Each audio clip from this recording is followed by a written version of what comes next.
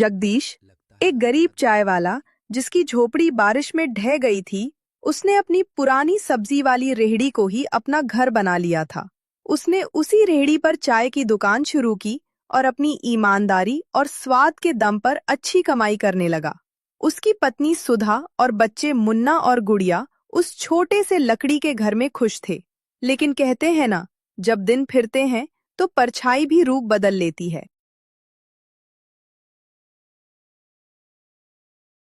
सुबह के 6 बज रहे हैं। बाहर कोहरा है, लेकिन अंदर रजाई में गर्मी है।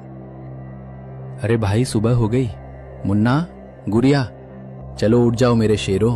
स्कूल नहीं जाना क्या? जी, आज रहने दो, बाहर ठंड बहुत ज्यादा है। और सुनिए, चाय की पत्ती और चीनी बिल्कुल खत्म हो गई है। कल शाम को ही खत्म हो गई थी, मुझे याद नहीं रहा बताना। अरे राम, अभी ग्राहक आने लगेंगे और दुकान खाली पड़ी है। मैं अभी बाजार जाता हूँ, तुम बस पानी खौला कर रखो।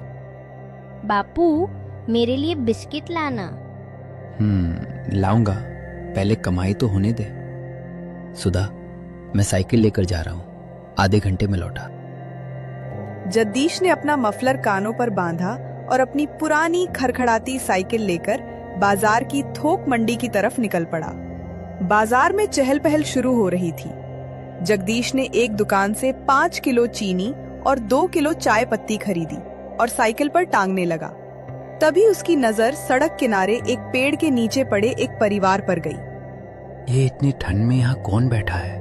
अरे, ये चेहरा तो जाना पहचाना लग रहा है। जगदीश ने ध्यान से देखा। वहां एक आदमी सिर पकड़े बैठा था। पास में 2 फटे पुराने सूटकेस और कुछ पोटलियां थीं। एक औरत और एक बच्चा था। मोहन, अरे मोहन भाई, तुम यहाँ? आदमी ने सिर उठाया। उसकी आंखें लाल थीं, चेहरा उतरा हुआ था। वह जगदीश का बचपन का दोस्त मोहन था। जगदीश, यार तू। मोहन, ये क्या हालत बना रखी है? और भाभी जी, राजू, तुम लोग यहाँ सड़क पर क्यों बैठे हो? तुम्हारे पास तो पक्का मकान था ना? क्या बताऊं जगदीश, सब खत्म हो गया भाई।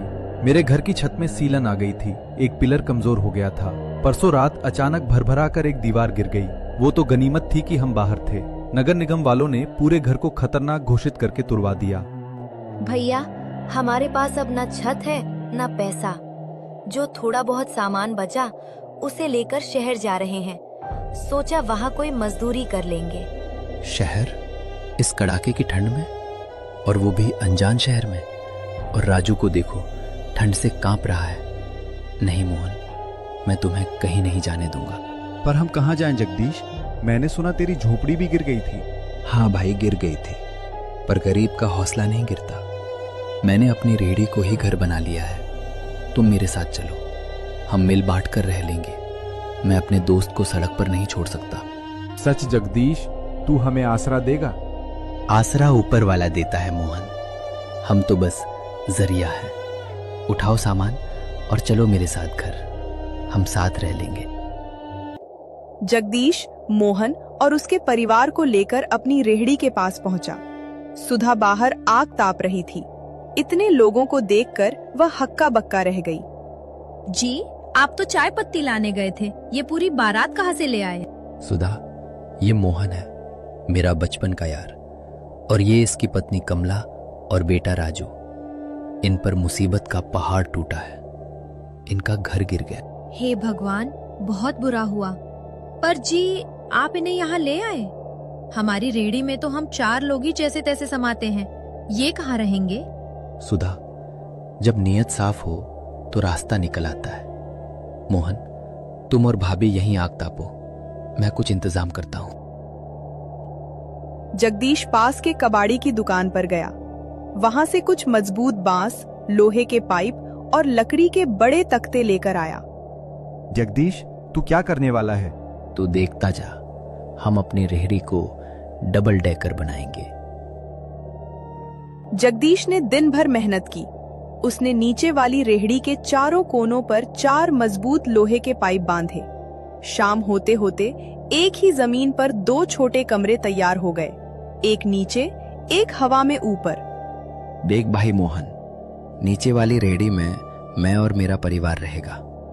ऊपर वाली मंजिल तेरी, चढ़ने के लिए ये बांस की सीढ़ी लगा दी है।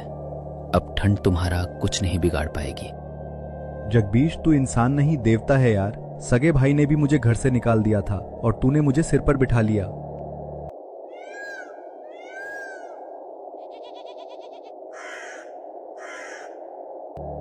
अगली सुबह जगदीश चाय बना रहा है। मोहन उदास खड़ा है। जगदीश, मुझे बहुत शर्म आ रही है। तू कमा रहा है और मैं तेरा अन्न तोड़ रहा हूँ। मुझे कोई काम बता। काम की क्या कमी है? देख, मेरी दुकान पर अब इतनी भीड़ होती है कि मैं अकेला संभाल नहीं पाता। एक हाथ से चाय छानता हूँ, दूसरे से पैसे लेता हूँ, तीसरे से कप धोता हूँ। गड़बड़ हो जाती है। तू मेरे साथ जुड़ जा। मैं? पर मुझे चाय बनानी नहीं आती। अरे चाय मैं बनाऊंगा, तुम मैनेजर बन जा। तू गल्ला संभाल, ग्राहकों को चाय पकड़ा और कप धो लेना। हम दोनों भाई मिलकर काम करेंगे। ठीक है भाई, आज से हम पार्टनर। मोहन के आने से जगदीश का काम आसान हो गया। जगदीश फटाफट चाय बनाता और मोहन फुर्ती से ग्राहकों को देता। दुकान की कमाई दोगुनी हो गई। सब कुछ बहुत अच्छा चल रहा था। जगदीश खुश था कि उसने अपने दोस्त की मदद की, लेकिन कमला के दिमाग में शैतान जाग रहा था। रात हो रही है, बाहर घना कोहरा है। सुनते हो? सो गए क्या? नहीं, बोल क्या हुआ? मुझे एक बात बताओ, इस दुकान पर असली मेहनत कौन करता है?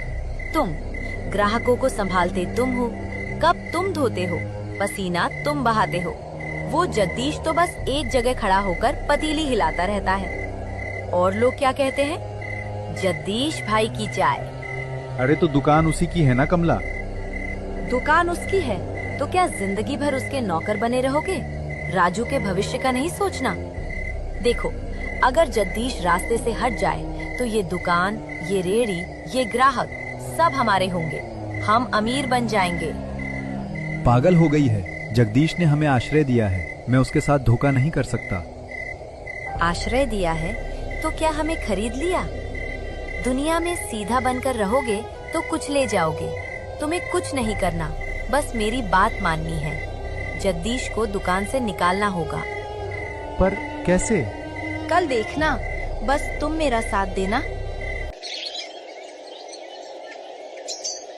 सुबह जगदीश बाहर गया था। दुकान पर मोहन अकेला था। कमला ने उसे एक डिब्बा दिया। ये लो, इसमें सस्ती वाली केमिकल चीनी है और ये दूध, ये 3 दिन पुराना फटा हुआ दूध है। आज चाय इसी से बनाना। पर कमला, इससे तो लोग बीमार पड़ जाएंगे।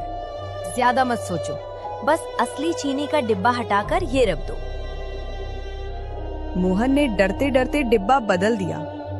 जगदीश आया और उसने बिना देखे चाय बनाई। मोहन, आज दूध थोड़ा अजीब नहीं लग रहा? अरे नहीं, ठंड की वजह से गाढ़ा हो गया होगा। तू बना। जगदीश ने चाय बनाई और ग्राहकों ने पी। अरे भाई जगदीश, आज चाय में वो बात नहीं है, अजीब सा करवापन है। ओह, मेरे पेट में गुड़गुड़ हो रही है। भाई ये क्या पिला दिया?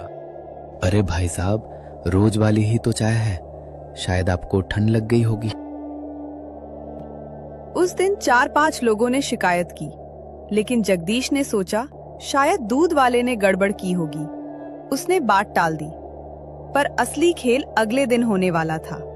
अगला दिन दुकान पर भारी भीड़ थी। मोहन ने आज केमिकल की मात्रा बढ़ा दी थी। ग्राहकों ने चाय पी और हंगामा मच गया। हाय राम, ये चाय है या जहर? मेरा पेट फट जाएगा। अरे पकड़ो जगदीश को, इसने जरूर कुछ मिलाया है। हम सब बीमार हो रहे हैं। मैंने तुझे कहा था जगदीश, मैंने तुझे रोका था, मत कर ऐसा, पर तू पैसे के लालच में अंधा हो गया। मोहन, तू ये क्या कह रहा है? भाइयों, मुझे माफ कर दो, मैं तो बस यहाँ नौकर हूँ। ये जगदीश, ये पिछले 2 दिनों से एक्सपायरी डेट वाला सड़ा दूध और केमिकल वाली चीनी इस्तेमाल कर रहा है ताकि ज्यादा मुनाफा कमा सके। मैंने इसे बहुत समझाया कि गरीबों की जान मत ले, पर इसने मुझे चुप करा दिया। हाँ भैया, मेरे पति ने इसे बहुत रोका, पर ये कहता है कि ग्राहकों को क्या पता चलेगा। हम ऐसे बेईमान के साथ नहीं रह सकते। अच्छा, तो ये जगदीश इतना नीच है? हमें लगा बेचारा गरीब है, पर ये तो कातिल है। मोहन, मेरी आंखों में देख, हम दोस्त हैं। मैंने तुझे अपने घर में जगह दी, अपनी थाली में से रोटी दी। तू मेरे माथे पर इतना बड़ा कलंक लगा रहा है, तो ऐसा क्यों कर रहा है? हट, नाटक मत कर। दोस्ती का वास्ता देकर लोगों को जहर पिलाता है। मैं तेरा दोस्त नहीं हूँ, मैं एक ईमानदार आदमी हूँ। और सुन, मैं और मेरा परिवार अभी के अभी तेरा ये घर छोड़कर जा रहे हैं। हमें पाप की कमाई नहीं खानी। भैया ऐसा मत कहो, मेरे पति ने चींटी भी नहीं मारी आज तक। चुप कर जगदीश, अपनी ये रेहड़ी लेकर यहाँ से दफा हो जा। अगर कल यहाँ दिखा तो तेरा ठेला जला देंगे। भाग यहाँ से। भीड़ ने जगदीश को धक्के मारकर वहां से भगा दिया। जगदीश अपमान के आंसुओं और टूटे हुए दिल के साथ अपनी पत्नी और बच्चों को लेकर गांव के बाहर चला गया। जगदीश अपने परिवार के साथ गांव के बाहर एक प्लास्टिक की पन्नी तान कर बैठा है। बच्चे भूख से बिलख रहे हैं। सुधा, मुझे दुकान जाने का गम नहीं है। गम इस बात का है कि मेरे दोस्त ने, मेरे बचपन के यार ने मुझे डस लिया। उसने मुझे बेईमान कहा। उधर गांव में मोहन ने दुकान पर कब्जा कर लिया था। भाइयों, वो जगदीश तो भाग गया। अब ये दुकान मैं चलाऊंगा। एकदम शुद्ध दूध और असली चीनी। आप लोग चिंता मत करो। लोगों को लगा मोहन ईमानदार है, क्योंकि उसने ही पोल खोली थी। वाह कमला, मान गया तेरी बुद्धि को। अब हम राजा हैं। वो जगदीश अब कीड़े मकोड़े की तरह जिएगा। मैंने कहा था ना, अब बस मजे करो। रमेश, जगदीश का पुराना वफादार दोस्त, अपनी पत्नी के साथ अपने घर में बैठा है। सुनती हो, मुझे ये बात हजम नहीं हो रही। मैं जगदीश को लंगोटिया यार की तरह जानता हूँ।